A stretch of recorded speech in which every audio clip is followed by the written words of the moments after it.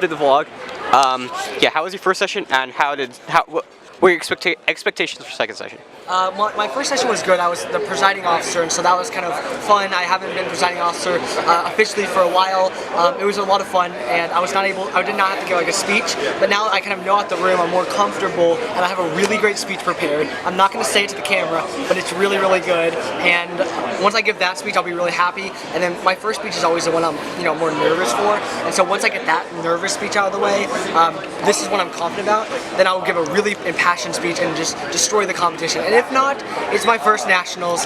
Last time I said something to Vanderpool, I did not break at all, and so I'm not gonna jinx myself, but I feel really happy. Okay, honestly, every time that I speculate, I also don't do well, so it goes both ways, okay? Yeah, I try not to speculate anymore. I think I fare up pretty decently to the chamber, and I really hope I break, but worst case scenario, I don't break it in my first national tournament. I mean, honestly, it's an achievement in itself to be here. Exactly, yeah. I've never gone to a national tournament. I'm one of 4 people from my school.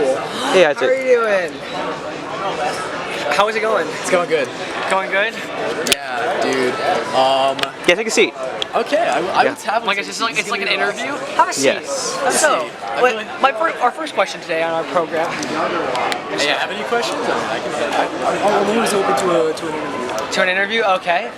Who do you think's going to win in the 2020 election for president? 2020 election? Yes.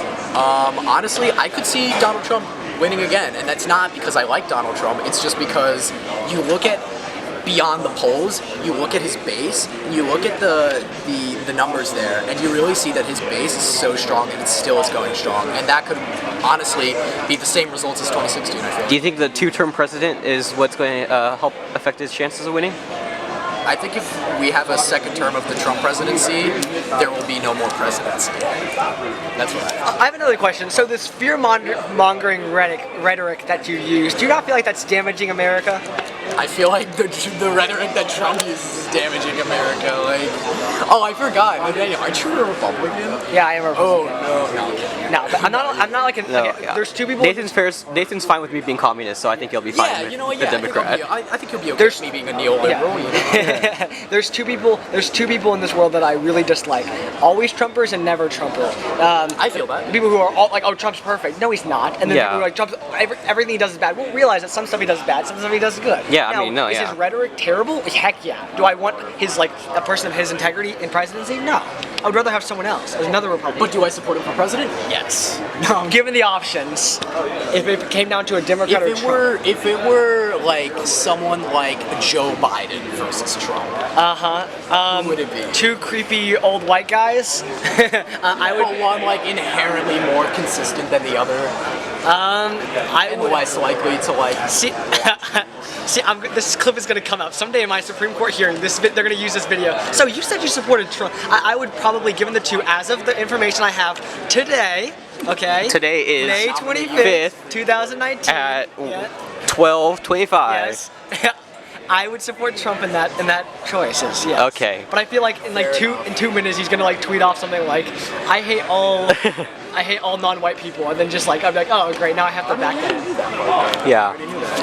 So we were talking about how chamber went. How do you think your session went? Yeah, your session. Your first session. Well, there's a lot of people who are not national circuit competitors, and that's okay. But what it makes it frustrating dissing them what makes it frustrating is like the rules that counteract each other or contradict each other, and it's just kind of slow moving. And I was just in chamber thinking oh my god, this is not boring, but it's just slow and it's tedious.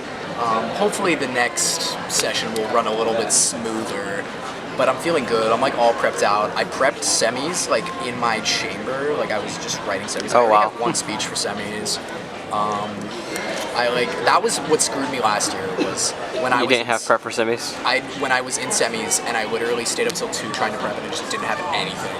And then in my semis chamber, I came in late to my NCFL semis chamber. And not only that, and then I didn't even shower that morning. All my shit's all over the place, and I literally get in there, and I'm just like, oh my god, I'm so scared. And I was, and I knew I wasn't gonna break, and that's okay. But hopefully this year, I think is my year to actually go to semis and break out of it finally. So I'm getting conflicting messages on Instagram. Are you a junior or a senior? I'm a junior. Okay. It's like sometimes like Junior? yeah. Yeah, I'm a junior. Yeah, like sometimes like some of the stuff you posted makes it seems like you're a senior and like other times Oh, a junior. So like I'm just what? like I just never like I just yeah. Like what contradicts it? I don't know. It's just like some of the prom stuff you said. I don't know. It was just certain things. I was like, wait, is he a senior or is he a junior? Oh, that was our junior prom, I guess. yeah. That's like we have a J prom. Oh no, yeah. My prom is just juniors and seniors, so. Oh, yeah. okay. Our senior prom though is the best prom in America, and I'm not Really? just saying that because I go to school. It like literally like Reader's Digest They literally ranked ranked our some school in Pennsylvania's prom. Or wait, where are you from? Yeah. Jersey? No, I'm Pennsylvania. from PA. Yeah, some It's- school in Pennsylvania's prom is the best in It's America. the best prom in America. Do you know Drake Bell? No. He's like from Drake and Josh. Oh yeah, I've heard of it. Drake Yeah. and Josh, right? Yeah. Do you know Questlove from The Roots? Plays on Jimmy Fallon or Jimmy Kimmel's like. Band? No, I don't. Yeah. No, I Okay, don't. you're not making my case anymore. Actually, Sorry. I do. I do. Yeah, Questlove, yeah. Okay, well, he Do you know knows. DJ Pauly D from the Jersey Shore? No. You don't know DJ? You don't know the Jersey Shore? No. Okay, fair enough. Okay, so just like get on DJ with Pauly D, all three of those guys like performed at our prom in like the last like For real. John Mayer, you gotta know John Mayer. John Mayer, the guitarist, like singer. No. Okay. I'm really uncultured. So. Yeah. Well, we're uncultured debaters. Basically, it's a really lit prom. And we So have you're just saying famous that a lot of famous we people have will come to famous your prom and people perform. at our prom. Okay. Because like the best we could do is hire a local DJ to do our prom. Yeah, we have DJ Pauly D. And that's cool. Our school is not known for much else.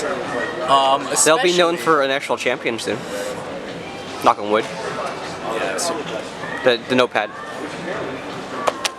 Yeah, dude, well, we've had national champions from Pennsbury. It's just fallen off because our team is not really, what's the word, like, represented in the school. So, like, I mean by that is, like, no one really pays attention or cares.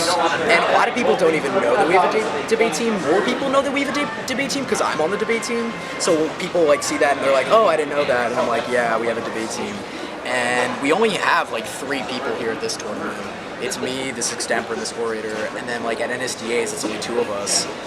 But our school used to be like a really big like debate. Like we used to be like the best in PA. You know, honestly, like I don't want to brag, but my school was like the shit. The shit. It was the shit. It was the shit. Like as long ago as like 2005, it was the shit. Yeah, like I remember the last But then time like we had yeah, like we used to have a debate class. Yeah. And then like we have an IB program, so that kind of took over, and it took a lot of people who would do debate into IB, so they're like too busy doing studies. Well- so that's how kind of like the last person that we had champion NSDA event was in like 2012, and we had someone champion impromptu. And then in like 2004, we had Bob Costa, who is the Washington Week host on PBS, and he writes for the Washington Post. He's a journalist. He was from our school, and he got 3rd at this tournament in 2004. wow, that's awesome. And Yeah. that's like about it. I like, you know, I don't have much to speak of. Like, Yeah. like, I'm still a junior, so like, Yeah, we've all got one more year, yeah. Yep, we're all juniors. I don't know. Hey, are you a junior? Yes. Sophomore. I was a sophomore when I first came to this tournament. And Well, yeah, last year.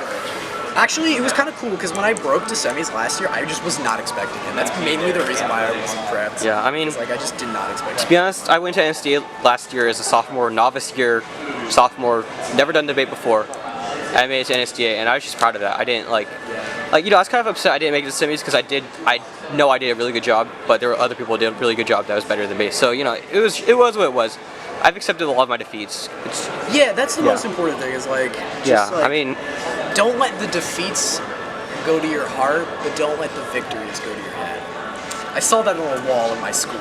that's absolutely right. you should have. But it's Your absolutely caption for Vanderpool's thing. where, Yeah, like, you should have done. You should have said that for my thing for people to Wait. see speech and debate. Oh yeah. Wait, yeah. wait, Yeah. wait, no, wait, your Wait, thing, what'd you say? It was like you don't want like it's not about the wins. Did you say Yeah. something about that? It's not Yeah, about the I did trophies. say something okay, about that. I It's actually not- wanted to talk about this, okay? oh boy. Yeah. So, I mean, okay, I'm Sorry, not trying to be sorry. argumentative, but I kind of disagree with that. So you're, just because I don't quite remember because it was a while ago, but your premise was pretty much like, it should not be about trophies and winning. It should be about like not your passion, but like your actual stances on issues, right? Wasn't that your thing? More so like giving infatuation giving a with the voice to winners. issues and kind of showing people that there are problems beyond just the standard ones. Because when we debate a bill, we are often frustrated by stock arguments. And the reason we're frustrated by stock arguments is because we hear them all the time.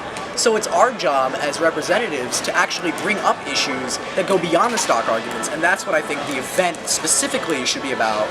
But in other events, it's more so about bringing light to issues outside of our realm, outside of Congress's ability to solve those issues. Like, you know, it's just like things like racial issues and social issues, you know, just things like that. So that's my my whole philosophy debate is basically based off like humanism. Like I believe that like our job as like representatives is to show the human impact of something. Like, and this is what frustrated me with the last debate, because we were debating tariffs, and tariffs is a very economic topic. You talk about economics, and they talk about China, and you say, well, China's doing this, China's doing that, Donald Trump's doing that, this is what happens to me. But like, no one extends their impacts, and they don't show the actual human impact. So when I got up there, I said that when we actually have tariffs, they increases outsourcing, which can actually increase child labor. So it's like just coming up with arguments that go beyond the stock points. And I feel like not even that you have to have a stock argument is bad. A stock argument is good because you know it's true, right? But just extending your impacts with links and analysis that shows a chain that gets to one point.